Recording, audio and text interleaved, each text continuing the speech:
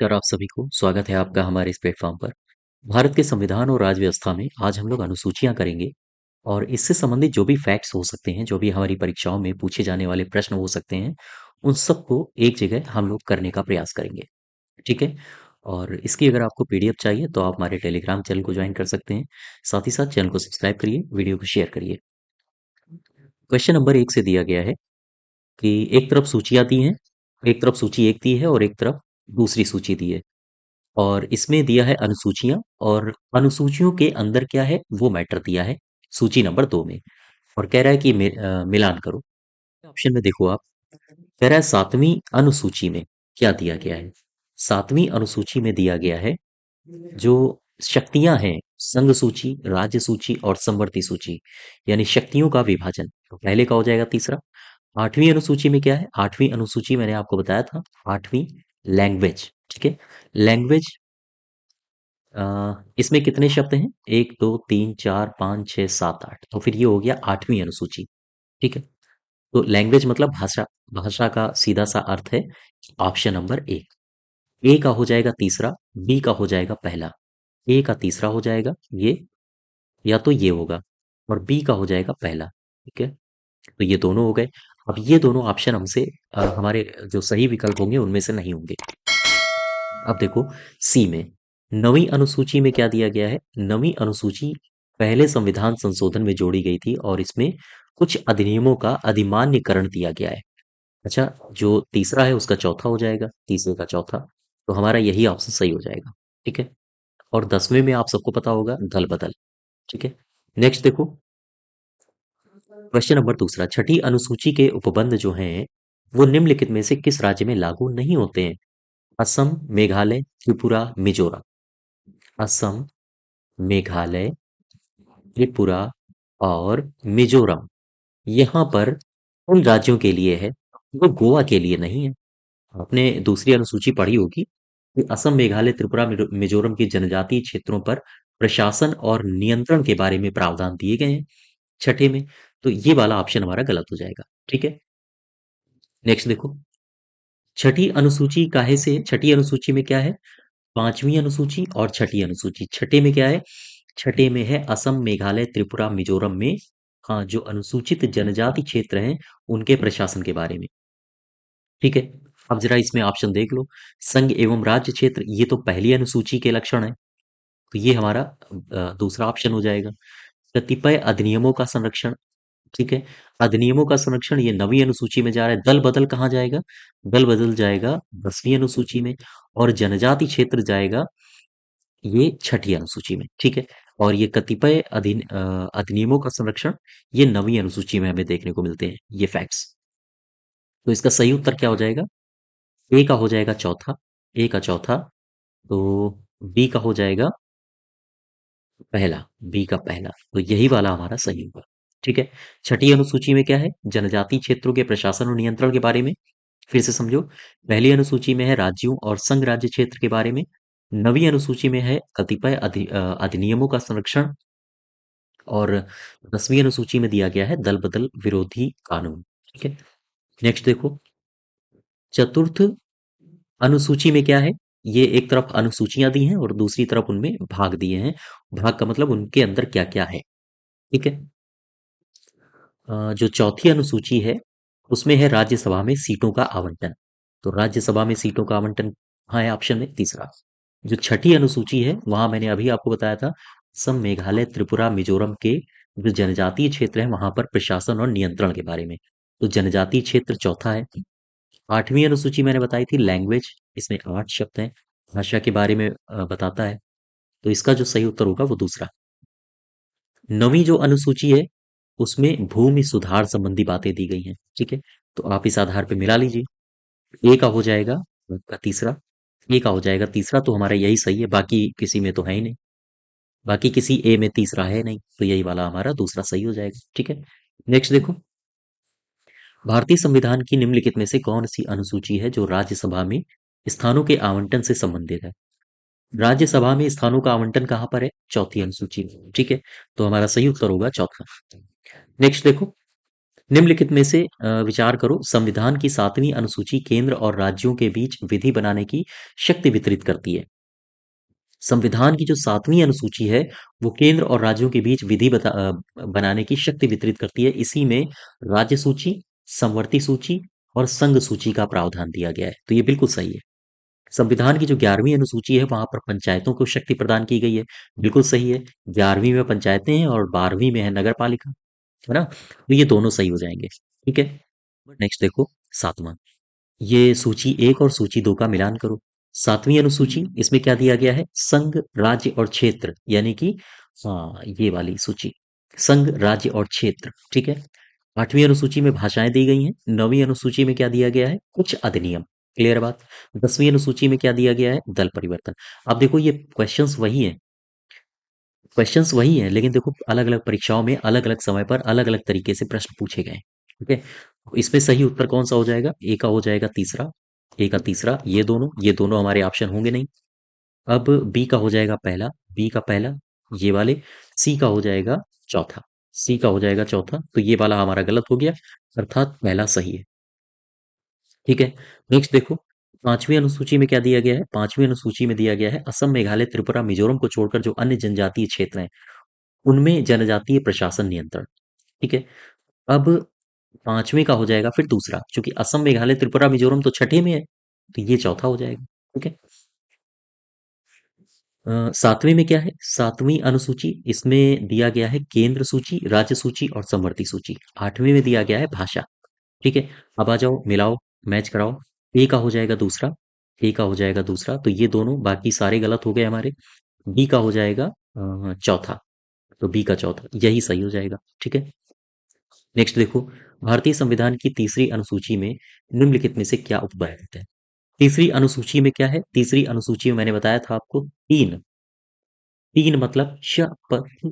ठीक, ये तीन शब्द हैं, तीन अक्षर हैं, एक, दो, तीन, तो ये हो गया शपथ। ठीक है। देखो, शपथ इसमें है तीसरी अनुसूची में, तो किसकी किसकी शपथ है? संघ के मंत्री की, हाँ है। उच्चतम न्यायालय के मुख्य न्यायाधीश की, बिल्कुल है। राष्ट्रपति की नहीं है। संसद के सदस्य द्वारा दी जाने वाली शपथ, ये भी सही है। एक, दो, चार हो जाएगा इसका सही उत्तर, एक, दो और चार। अब प्रश्न आता है कि राष्ट्रपति की शपथ कहाँ पर मिलती है आपको? ठीक है। अब प्रश्न ये है कि भाई राष्ट्रपति की शपथ कहाँ मिलेगी? अब ये आप बताइए। इसमें जो राष्ट्रपति की शपथ का प्रावधान है, वो मिलता है हमें आर्टिकल नंबर 60 में। ध्यान दें, राष्ट्रपति की शपथ का प्रावधान आर्टिकल 60 में है। यहां पर किसकी किसकी शपथ है? अनुसूची 3 में यहां पर आपको मिलेगा कैग की शपथ, राज्य मंत्री की शपथ, संसद या राज्य विधान मंडल के निर्वाचित जो सदस्य होते हैं या निर्वाचित होने वाले अभ्यर्थी होते हैं, उनकी शपथ यहाँ पर मिलती है। विधानमंडल के सदस्य होते हैं, हाई कोर्ट के न्यायाधीश होते हैं, उनकी शपथ हमें मिलती है तीसरी अनुसूची में। ठीक है। लेकिन राष्ट्रपति आर्टिकल नंबर 60। तो हमारा सही उत्तर हो जाएगा एक, दो, चार, तीन नहीं होगा। ठीक है। नेक्स्ट देखो, भारत के संविधान के अंतर्गत विषयों तथा संबंधित सूची के बारे में निम्न युग्मों में से कौन सा सही सुमेलित नहीं है? अब आपको ये बताना है। एक तरफ विषय दिए हैं और एक तरफ सूचियां दी हैं, कौन सा विषय किस सूची में है? वन समवर्ती सूची में है। ये 42वां संविधान संशोधन अधिनियम आया था 1976 में, इंदिरा गांधी जी की सरकार थी उस समय, और इन्होंने वन को समवर्ती सूची में डाला। शेयर मार्केट, ये समवर्ती सूची का नहीं है, ये है ये सॉरी, संघ सूची का विषय है। डाकघर बचत बैंक, ये संघ सूची का विषय है, बिल्कुल सही है। तो हमारा ये गलत हो गया। ठीक है। जन स्वास्थ्य, ये राज्य सूची का विषय है। इसमें गलत क्या है आपसे ये पूछा है। शेयर बाजार, ये समवर्ती सूची का नहीं है, ये किसका है? ये है संघ सूची का विषय। ठीक है। ये संघ सूची का विषय है। नेक्स्ट देखो, भारतीय संविधान की निम्नलिखित में से अनुसूचियां दी गई हैं, और कौन सी सूची है जो राज्यों के नामों की सूची तथा राज्य क्षेत्रों का ब्यौरा देती है? पहली ही अनुसूची है जिसमें लिखा है संघ और उसके राज्य क्षेत्र। तो राज्यों और संघ के बारे में जानकारी कौन सी सूची देती है? पहली अनुसूची। ठीक है। तो हमारा सही उत्तर हो जाएगा पहली। चौथे में क्या है? चौथे में राज्यसभा में सीटें हैं, तीसरे में शपथ है, और दूसरे में क्या है? दूसरे में है लोगों का वेतन, यानी 2 रुपया कमाओ लेकिन कमाइए। ठीक है। तो वेतन कहाँ पर है? दूसरे में। नेक्स्ट देखो, यदि भारतीय संघ में एक नए राज्य का गठन होता है, तो निम्न में से एक शेड्यूल का संशोधन आवश्यक है। फिर से समझो, कह रहा है यदि राज्यों का गठन हो, किसी भी राज्य का गठन हो, कोई भी राज्य भारत के बाहर का हो, उसे भारत में शामिल करना हो, अगर राज्यों की बात हो रही है तो कौन सी अनुसूची में परिवर्तन होगा? अनुसूची नंबर 1 में। उसी में लिखा है संघ और उसके राज्य क्षेत्र, तो पहला वाला सही हो जाएगा। तीसरे में क्या है? तीसरे में है शपथ, दूसरे में क्या है? वेतन, और पांचवे में क्या है? हाँ, असम, मेघालय, त्रिपुरा, मिजोरम आदि को छोड़ के जो अनुसूचित जाति जनजाति के क्षेत्र हैं, अनुसूचित जनजाति के क्षेत्र हैं, उनका प्रशासन और नियंत्रण। नेक्स्ट देखो, यदि भारत संघ के एक नए राज्य का सृजन करना हो तो संविधान की निम्नलिखित अनुसूचियों में से किस एक को आवश्यक रूप से संशोधित किया जाएगा? फिर से समझो, राज्य का सृजन करना है और राज्य के सृजन करने के लिए कौन सी अनुसूची में छेड़छाड़ की जाएगी? पहला, ठीक है, यहां से ये वाला सही हो जाएगा। दूसरे में क्या है? वेतन। तीसरे में क्या है? शपथ। पांचवे में क्या है? हाँ, असम, मेघालय वगैरह को छोड़ के। तो ये बार बार इनका रिवीजन आप करते रहिए, फिर आपको ऑन द स्पॉट फिर हिट होंगे आंसर्स एग्जाम हॉल में। ठीक है, भारतीय संविधान की नवीं अनुसूची है और ये किससे संबंधित है? नवीं में आपने देखा होगा भूमि सुधार किया गया था, और ये पहला संविधान संशोधन था 1951 में, 1951 में। पहले संविधान संशोधन 1951 में नवीं अनुसूची जोड़ी गई थी। पहले तो हमारे पास 8 ही अनुसूची थी जब भारत का संविधान बना था। इसके बाद आज है 12, तो टोटल 4 जोड़ी जा चुकी हैं। ठीक है, तो इसमें क्या है? नवीं में भूमि सुधार। क्लियर बात? भाषा के लिए कौन सी अनुसूची है? भाषा के लिए अनुसूची नंबर 8। नेक्स्ट देखो, निम्नलिखित में से कौन सा विषय है जो समवर्ती सूची का है? वैदेशिक मामले, ये संघ सूची का है। रेडियो दूरदर्शन, ये भी संघ सूची का है। आपराधिक मामले, आपराधिक मामले आप यहां से मुझे बताओ। आपराधिक मामले ये है समवर्ती सूची का। ठीक है, और पुलिस ये है राज्य सूची का। याद रखिएगा ये सारी। तो यहां से जो हमारा सही उत्तर होगा वो आपराधिक मामले हो जाएगा, यही है समवर्ती सूची का विषय। नेक्स्ट देखो, आर्थिक नियोजन ये किसका विषय है? आर्थिक नियोजन है समवर्ती सूची का। आर्थिक नियोजन, याद रखिएगा इसको, कई बार पूछा गया है ये। आर्थिक नियोजन किसका विषय है? ये समवर्ती सूची का विषय है। ठीक है, नेक्स्ट देखो, 17 नंबर। एक तरफ दिया है सूचियां और एक तरफ क्षेत्र दिए हैं इनके। इन सूचियों के अंतर्गत आने वाले ये विषय दिए हैं। अब देखो, केंद्र सूची में क्या आता है? जो जनगणना है वो आती है केंद्र सूची में। राज्य सूची में क्या आता है? पुलिस और सार्वजनिक व्यवस्था, ये राज्य सूची का विषय है। समवर्ती सूची में आता है जनसंख्या नियंत्रण और परिवार नियोजन। अवशिष्ट विषय में क्या आता है? अवशिष्ट में आता है अंतरिक्ष अनुसंधान। ठीक है, डी का हो जाएगा दूसरा।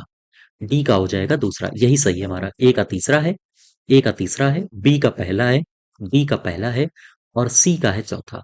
सी का हो जाएगा चौथा। बात समझ पा रहे हो आप? ठीक है, नेक्स्ट देखो, निम्नलिखित में से कौन सा विषय है जो भारतीय संविधान की संघ सूची में शामिल नहीं है? संघ सूची में शामिल नहीं है। कृषि, ये काहे का है? ये है राज्य सूची का विषय। रेलवे, ये संघ सूची का विषय है। वैदेशिक मामले, ये भी संघ सूची का विषय है। रक्षा, ये भी है संघ सूची का विषय।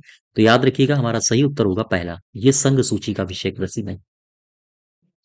अच्छा, अगर मैं लिखूं कृषि पर, कृषि पर, कृषि, या हम कहें ऐसे लिख लो, कृषि आय पर कर, ये किसका विषय है? ये विषय है राज्य सूची का। ठीक है, अच्छा मैं लिखूं न्याय, ये किसका विषय है? ये भी है राज्य सूची का। तो ये ध्यान रखिएगा, ये शब्द पूछे जाते हैं बहुत बड़ी मात्रा में। ठीक है, नेक्स्ट देखो, कौन सा जो विषय है वो राज्य सूची में शामिल नहीं है? शिक्षा, ये कहाँ है? ये है समवर्ती सूची में। समवर्ती सूची का विषय है शिक्षा। जेल, राज्य सूची का विषय है। न्याय, राज्य सूची का विषय है। और पुलिस, राज्य सूची का विषय है। ठीक है, तो ये तीनों राज्य सूची के विषय हैं, और जबकि समवर्ती सूची, ये शिक्षा समवर्ती सूची का विषय है। तो हमारा जो सही उत्तर हो जाएगा वो पहला। नेक्स्ट देखो, भारतीय संविधान के राज्य सूची में निम्नलिखित में से कौन से विषय शामिल है? राज्य सूची में कौन से विषय शामिल है? पुलिस, ये राज्य सूची का विषय है। कारागार, ये भी राज्य सूची का विषय है। ठीक है, विधि व्यवस्था, अब मुझे बताओ विधि व्यवस्था ये क्या है? विधि व्यवस्था विधि तथा व्यवस्था ये भी है राज्य सूची का विषय। दंड प्रक्रिया संहिता, दंड प्रक्रिया संहिता ये काहे का विषय है? ये है समवर्ती सूची का विषय। क्लियर है बात? तो हमारे जो सही उत्तर है वो राज्य सूची वाला पूछ रहा है। 1, 2, 3 यही सही हो जाएगा। 1, 2, 3 ठीक है। चौथा है दंड प्रक्रिया संहिता, ये समवर्ती सूची का विषय है। क्लियर बात? तो ये सारी की सारी आप एक जगह लिख लो। चूंकि ये प्रीवियस ईयर्स क्वेश्चंस हैं, इसलिए बार बार रिपीट होने की संभावना ज्यादा रहती है। तो एक तरफ सारी सूचियां लिख लो, राज्य सूची, समवर्ती सूची और संघ सूची, और उनके आगे उनके विषय जो भी मैं लिख रहा हूं उनका एक लिस्ट बनाते जाओ और बार बार इनको रिवीजन करो। ठीक है। नेक्स्ट देखो, निम्नलिखित में से कौन सा एक है जो भारत के संविधान में राज्य सूची में शामिल नहीं है? जेल काहे का है? ये राज्य सूची का है। ठीक है। कानून व्यवस्था, कानून व्यवस्था काहे की है? कानून व्यवस्था भी राज्य सूची में आती है। पुलिस, ये भी राज्य सूची में आता है। दंड प्रक्रिया संहिता, मैंने अभी आपको पीछे बताया था, दंड प्रक्रिया संहिता काहे की है? ये किस सूची में आती है? ये आती है समवर्ती सूची में। ठीक है। तो आपसे पूछा है राज्य सूची में कौन नहीं आता है, तो हमारा सही उत्तर होगा चौथा। क्लियर बात? क्वेश्चन नंबर नेक्स्ट देखो, निम्नलिखित में से कौन सा विषय है जो भारतीय संविधान की 7वीं अनुसूची में सूची नंबर 3 समवर्ती सूची में शामिल है? ये पूछा है आपसे। तो आप जरा देखो इसमें, क्वेश्चन फिर से पढ़ो। कह रहा है कि 7वीं अनुसूची की समवर्ती सूची में कौन शामिल है? लोक व्यवस्था, ये है राज्य सूची का विषय। ठीक है। कारागार, राज्य सूची का विषय। पुलिस, राज्य सूची का विषय। और दंड प्रक्रिया संहिता, दंड प्रक्रिया दंड प्रक्रिया संहिता ये है हमारा समवर्ती सूची का विषय। तो हमारा सही उत्तर हो जाएगा चौथा। वही पूछा है आपसे, समवर्ती सूची का विषय कौन है? समवर्ती सूची का विषय है दंड प्रक्रिया संहिता। ठीक है। नेक्स्ट देखो, निम्नलिखित में से कौन सा विषय है जो भारत में संघ सूची का विषय, संघ सूची का नहीं है? शिक्षा, शिक्षा काहे का है? समवर्ती में। शिक्षा विषय समवर्ती सूची में आता है। निर्वाचन, संघ सूची का विषय है। रेल, संघ सूची का विषय है। प्रतिरक्षा, संघ सूची का विषय है। ठीक है। जबकि शिक्षा ये समवर्ती सूची का विषय है। तो हमारा जो सही उत्तर होगा वो हो जाएगा शिक्षा। क्लियर बात? याद करिए इनको सारे एक जगह लिस्ट बना लो। और देखो घूम फिर के आप कई बार देखोगे कि मैं जितने भी विषय उठा रहा हूं घूम फिर के वही विषय पूछे जा रहे हैं। 90% सेम सेम विषय है। ठीक है। तो याद करिए इनको। सूची 1 और सूची 2, संघ सूची में क्या विषय, कौन से विषय हैं? संघ सूची में शामिल होते हैं सामान्य हित के विषय। राज्य सूची में शामिल होते हैं स्थानीय हित के विषय। बात समझ पा रहे हो? और समवर्ती सूची में शामिल होते हैं कानून की समरूपता अपेक्षित किंतु आवश्यक जो नहीं होते हैं, वो सारे के सारे विषय समवर्ती सूची में शामिल होते हैं। तो हमारा ए का हो जाएगा तीसरा, यही सही है। बी का हो जाएगा दूसरा और सी का हो जाएगा पहला। तो ये दूसरा हमारा ऑप्शन सही हो जाएगा। ठीक है। ये भी देखो यूपीपीसीएस 1997 में पूछा गया है। नेक्स्ट देखो 25 नंबर, विवाह, विवाह विच्छेद और गोद लेना, ये 7वीं अनुसूची में किस लिस्ट में आते हैं? ये आते हैं समवर्ती सूची। आंसर हो जाएगा हाँ तीसरा, विवाह, विवाह विच्छेद या फिर गोद लेना, ये विषय कहाँ पर आते हैं? ये विषय आते हैं आपके समवर्ती सूची में। और यही नहीं, अगर आपसे पूछे कि बताओ जनसंख्या नियंत्रण, ये कहाँ है? समवर्ती सूची में। ठीक है।